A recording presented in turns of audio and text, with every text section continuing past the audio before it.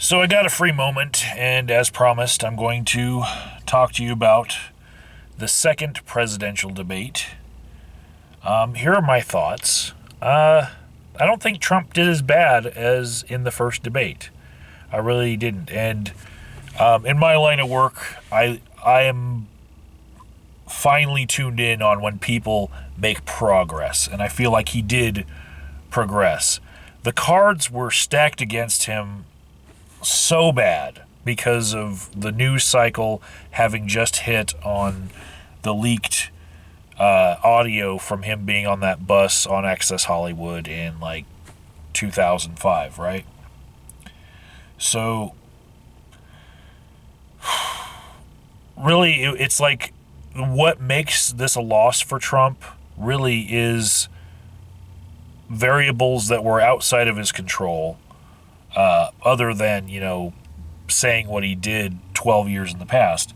The timing variable is something that he had no control over, but his actual performance in the debate was better than he had done previously. I would say the ratio in the first debate, as far as interrupting, was something that people picked up on. And in the debate format, that's a bad thing, right?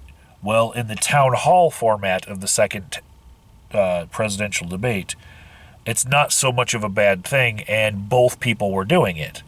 Hillary did it as well. And Trump, he pointed it out, which is a great thing. In psychotherapy, we call this bringing it into the room. When Trump said, "Oh, well, it's 3-1 now," anything that they said after that, people were looking for this bias that he was calling out. And that's very powerful, bringing it into the room like that. Calling out how she had gone over time, bringing it into the room. It was very good technique on his part. I feel like he held his interruptions a couple times. You could see it, like he was raising the microphone to his face, and I hope that someone photoshops that. And you can go ahead and Photoshop me too, but photoshops that when he kept on raising the microphone to his mouth and doing nothing. But he was controlling himself, and that was progress. It was. The other strange thing I noticed about the second presidential debate that was in Trump's favor was twice the crowd kind of applauded and cheered for something that Trump said. And, of course, the moderators say, "Please keep your applause down." That didn't happen for Hillary Clinton, and I don't know if the whole crowd was packed with Trump supporters beforehand. The people asking the questions supposedly, as per Gallup's selection process, they had no preference either way, so they wanted their questions. But maybe those who said that they had no preference either way had, previous biases, because I only heard 2 cheers erupt, and they were both for Trump, both on Trump points. So yeah, I feel like there were 1 or 2 questions that Hillary answered better than Trump, as far as answering the black person's question about race. That I felt like Hillary's position on that is stronger, and she's just more eloquent.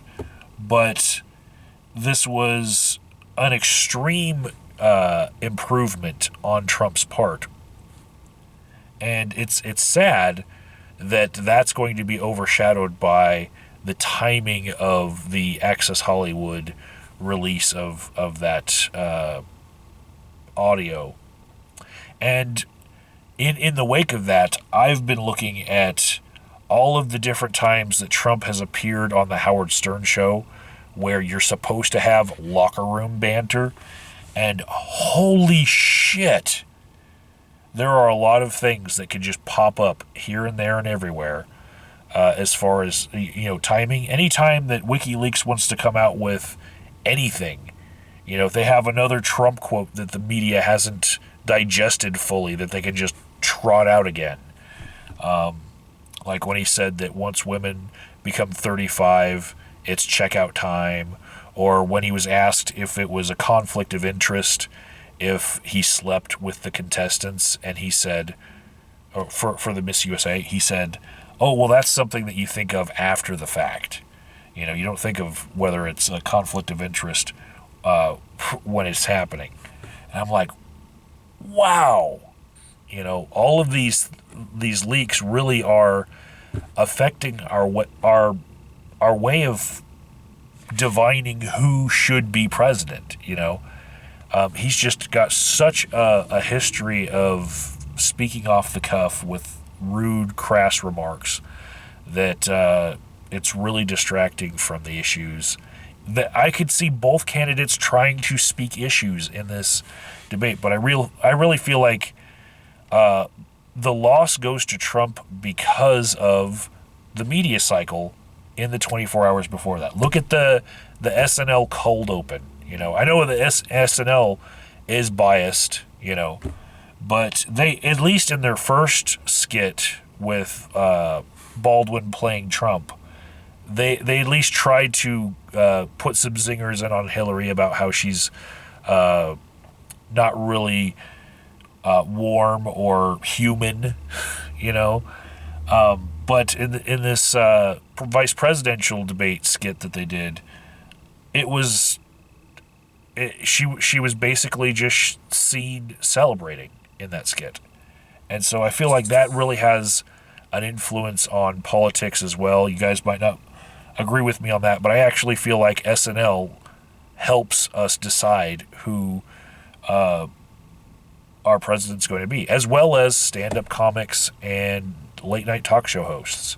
I feel like they're part of the news cycle as well. And in that regard, this was a loss for Trump. But personally, I feel he did improve vastly between debate 1 and debate 2, and he did get some points across.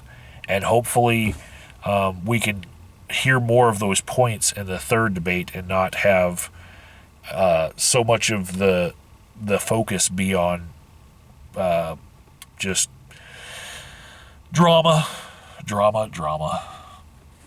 Take care, people. And I'm about to go get a haircut, and so let me know if my haircut looks better than this shaggy thing that I got going on right now with the pompadour and the unkept stuff. Laters.